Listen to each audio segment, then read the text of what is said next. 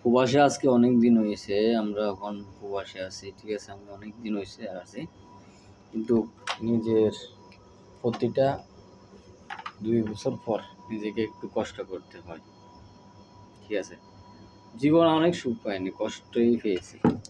সুখ বলতে কিছু নাই দুনিয়াতে, সুখ বলতে কিছু নাই, কষ্ট ছাড়া কিছুই সুখ পাওয়া যায় না, ঠিক আছে।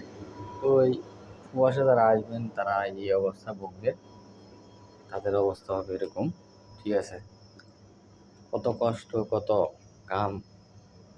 টাকা কি আপনার জন্য কামান? টাকা আপনার জন্য কামান না, আপনার জন্য টাকা কামান না।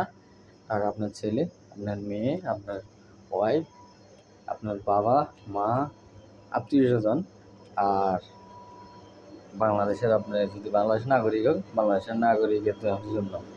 বাংলাদেশের নাগরিক অর্থ যদি আমরা ট্যাক্স নেই সরকারে, ওই